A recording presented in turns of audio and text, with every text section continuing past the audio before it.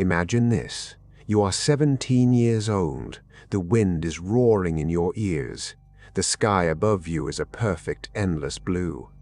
And then in one terrible second, the floor beneath your feet disappears. You are falling, not sliding, not tripping. Falling. 10,000 feet above the earth. The ground is a distant patchwork of green and brown, rushing up to meet you faster than your mind can understand. Your stomach has left your body. Your heart is hammering against your ribs like a bird trapped in a cage. And somewhere in the chaos of your thoughts, one single impossible question screams louder than the wind. How is this happening to me? This is not a nightmare. This is not a movie. This is the true story of a girl named Juliane Koepcke, and what happened to her on December 24, 1971 is one of the most unbelievable survival stories ever recorded. But this story is not just about falling. It is about what you do when every choice is taken from you. It is about what you do when every choice is taken from you. It is about the human mind when it faces the impossible. And it is about the English words that help us understand courage, fear, and the will to live. So stay with me. Because by the end of this story, you will never look at the word survive the same way again. Juliane Koepcke was not a normal teenager. She was the daughter of two German scientists who had moved to Peru to study the secrets of the Amazon rainforest. Her father, Hans Wilhelm, was a biologist. Her mother, Maria, was an ornithologist, a scientist who studied birds. Because of her parents' work, Juliane grew up in a world most of us only see in documentaries. She lived in a research station deep in the jungle. She knew the sounds of howler monkeys at dawn. She recognized the smell of tropical storms before they arrived. She had learned from a very young age that nature is not your enemy, but it is not your friend either. It simply is. And if you want to live in it, you must understand it. Her parents taught her something else too, something that would save her life. They taught her about the jungle itself. They taught her which plants were safe to eat. They taught her how to find water. They taught her that if you follow a stream, it will eventually lead you to a river.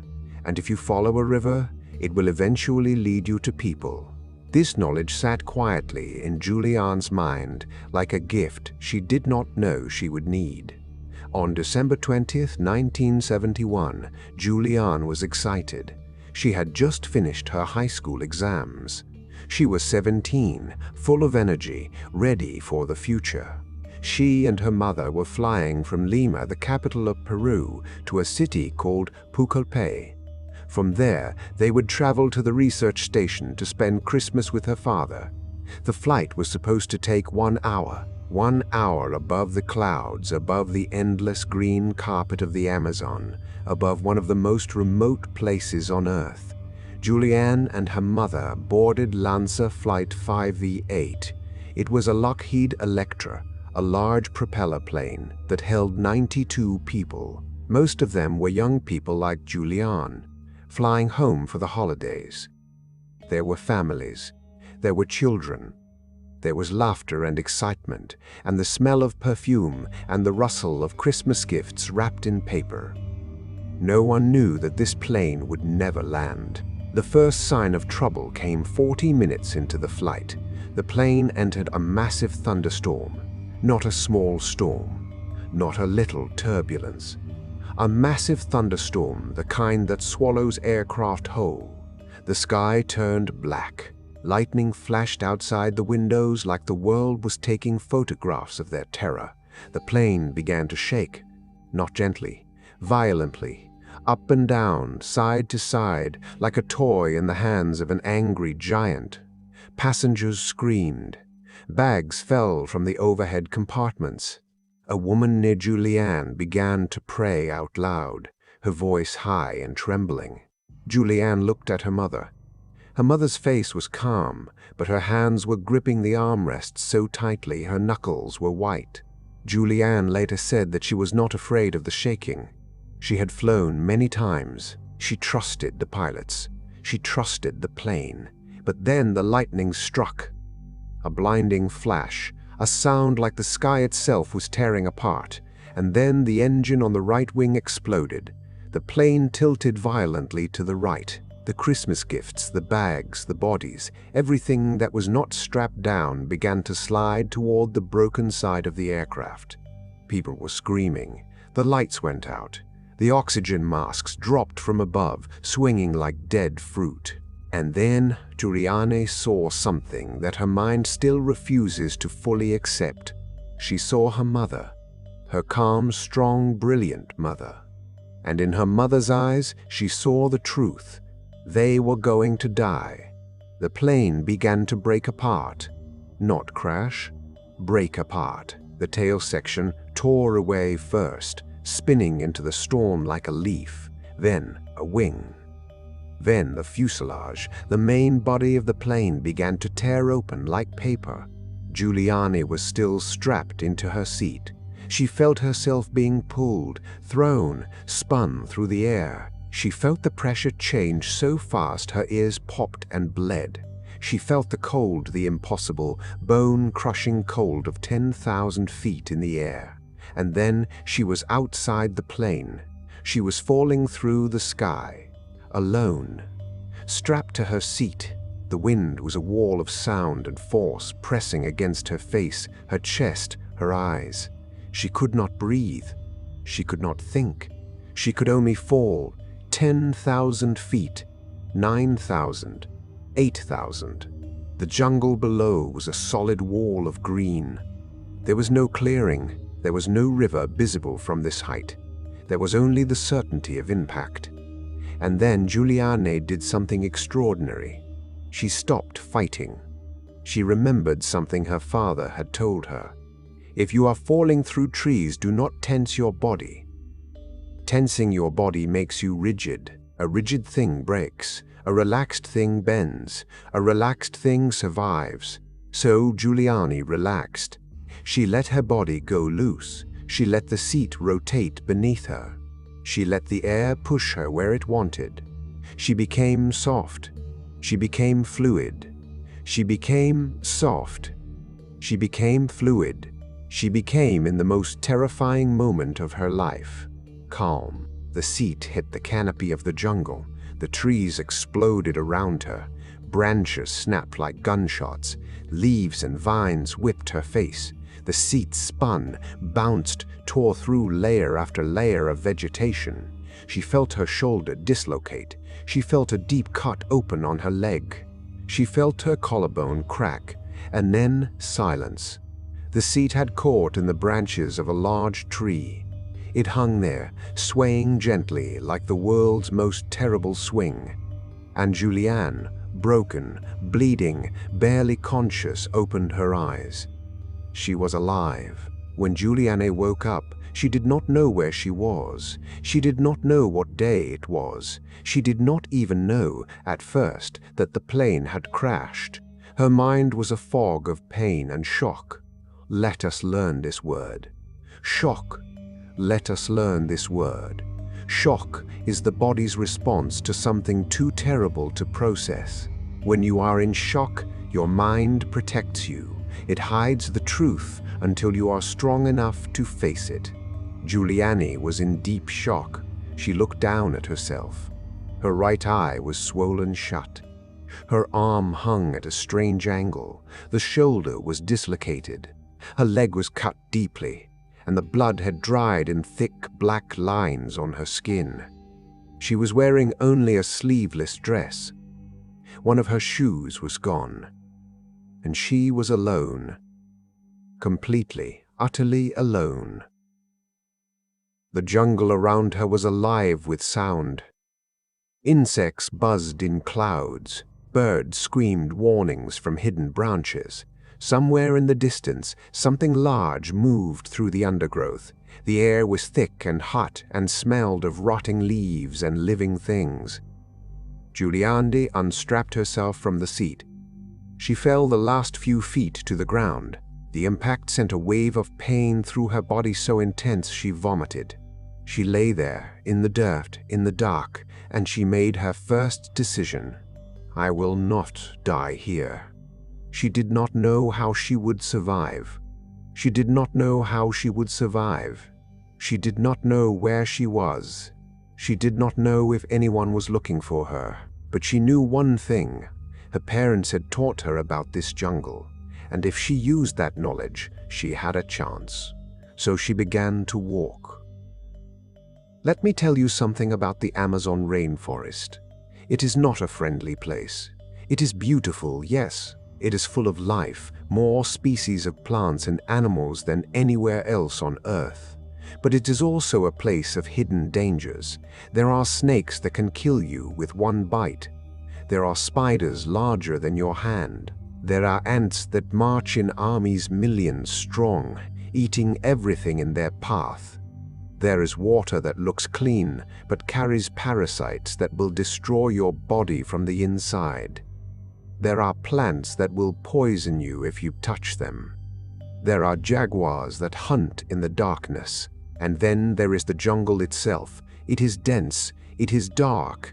The canopy above is so thick that sunlight barely reaches the ground. You cannot see the sky. You cannot see the horizon. Every direction looks the same. Green, green, more green. Juliane walked for 1 day, then 2, then 3. Green, more green. Juliane walked for 1 day, then 2. She had no food. She had no clean water. She drank from streams, knowing the risk. She ate a small piece of candy she had found in the wreckage, her only food for days. Her wounds became infected.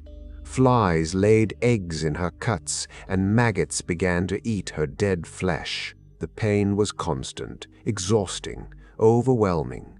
At night, she could not sleep on the ground. The ground was wet and cold and full of insects, so she found a safe spot under a large tree root or beside a fallen log, and she sat there, awake, listening to the sounds of predators moving in the darkness. She heard search planes overhead. She saw them through tiny gaps in the canopy. She waved her arms, she screamed, but the planes could not see her. The jungle was too thick. The canopy was a wall of green that hid her completely. She was invisible. On the 4th day, Juliane found something that changed everything. She found a stream. It was small. It was barely a trickle of water moving between moss-covered rocks.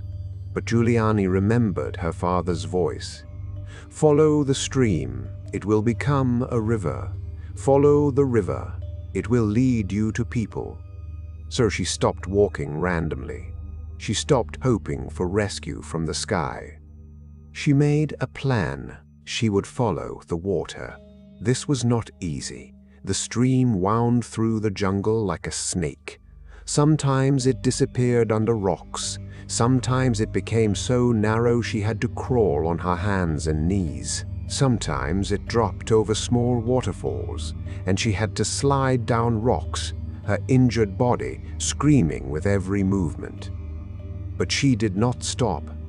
The stream became a creek. The creek became a river. And the river slowly, gradually began to show signs of human life. She found a shelter, a small hut, abandoned, with a palm leaf roof and a dirt floor. Inside, she found a can of gasoline. She poured the gasoline on her wounds, an old trick her father had taught her. The gasoline killed the maggots. The pain was so intense, she fainted. But when she woke up, her wounds were cleaner. She found a path, a narrow trail through the jungle, barely visible but real. Someone had walked here, someone human. And then, on the 10th day, she found them. She saw a boat on the river, a small motorboat tied to a tree, and near the boat she saw a hut with smoke rising from it. She could smell cooking. She could hear voices. Juliane tried to call out, but her voice was gone. 10 days of screaming, of dehydration, of silence had stolen her voice. So she crawled. She crawled out of the jungle onto the riverbank, and she lay there, unable to move, waiting to be seen. The men in the hut were local lumber workers. They saw her. They ran to her. They thought she was a water spirit, a ghost from the river, because nobody could survive what she had survived. It was impossible. But Juliane was not a ghost. She was alive. She was real. They gave her water. They gave her food. They carried her to the nearest town. And on January 3rd, 1972, 11 days after the crash, Juliane Koepcke was rescued. She was the only survivor. 91 other people had died. Her mother had died. The plane had shattered across 40 square miles of jungle, and Juliane had fallen 2 miles through the air and walked 11 days through hell. And she had lived. So why do we remember Juliane Koepcke? Not because she fell. Anyone can fall. We remember her because of what she did after the fall. She did not panic. Panic is the enemy of survival. When you panic, your mind stops working. You make bad decisions. You waste energy. You give up. Juliane did not panic. Even in freefall, even in the worst moment of her life, she remembered her father's words. She relaxed. She trusted her knowledge. She trusted her body. She had resilience. Let us learn this word. Resilience is the ability to recover from difficulty. It is not about never falling. It is about getting up after you fall. Juliane was broken, infected, starving, dehydrated, but she kept walking. One step, then another, then another. Resilience is not a single act. It is 1,000 small choices to keep moving. She had resourcefulness. She used what she had. The candy, the gasoline, the stream. She did not wait for someone to save her. She saved herself. Resourcefulness means looking at your situation and asking, what do I have? What can I use? What do I know? And she had purpose. She wanted to see her father again. She wanted to tell him what happened. She wanted to live. Purpose is the engine that drives resilience. When you know why you are fighting, you find the strength to fight. These 3 words, resilience, resourcefulness, purpose, are not just survival words. They are life words. When you are learning English, you need resilience. You will make mistakes. You will forget words. You will feel frustrated. But you keep going. One word, then another, then another. When you are learning English, you need resourcefulness. You use what you have. A video, a dictionary, a conversation with a stranger. You do not wait for the perfect teacher or the perfect moment. You use what is in front of you. And when you are learning English, you need purpose. Why are you learning? To travel, to work, to connect with people, to understand stories like this one. Your purpose is your fuel.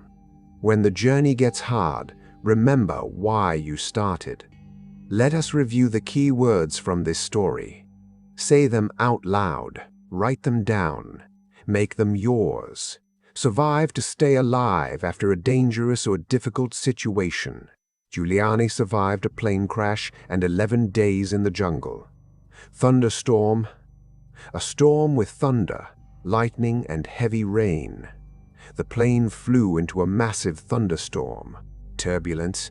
Violent, unsteady movement of air that shakes an aircraft. The turbulence was so strong that bags fell from the overhead compartments. Canopy. The upper layer of branches and leaves in a forest. Juliane's seat caught in the canopy of the jungle. Shock, a serious physical condition caused by severe injury or emotional trauma. Juliane was in deep shock after the crash. Infected, contaminated with bacteria or other harmful organisms. Her wounds became infected and maggots began to eat her dead flesh. Dehydration, a dangerous loss of water from the body. After 10 days without clean water, Juliane was suffering from severe dehydration. Resilience, the ability to recover quickly from difficulties. Juliane's resilience kept her walking for 11 days. Resourcefulness, the ability to find quick and clever ways to overcome difficulties. She showed incredible resourcefulness by using gasoline to clean her wounds. Purpose, the reason for which something is done or created. Her purpose to see her father again gave her the strength to survive. Juliane Koepcke is still alive today. She is in her 70s. She became a biologist, just like her parents. She returned to the Amazon many times. She even visited the crash site. She walked through the jungle again, not as a survivor, but as a scientist. Some people ask her if she is angry at the airline, angry at the storm, angry at the world for taking her mother and 91 other people. She says no. She says the jungle saved her. She says her parents' love saved her. She says her parents' love saved her. She says the knowledge they gave her was a gift she did not unwrap until she needed it most. And here is what I want you to take from this story today. You will fall in your life, maybe not from 10,000 feet, but you will fall. You will lose something. You will fail at something. You will face a moment where the ground disappears and you are falling through darkness, wondering how this is happening to you. In that moment, remember Juliane. Remember that panic is a choice, and so is calm. Remember that you know more than you think you know. Remember that one step forward, no matter how small, is still movement.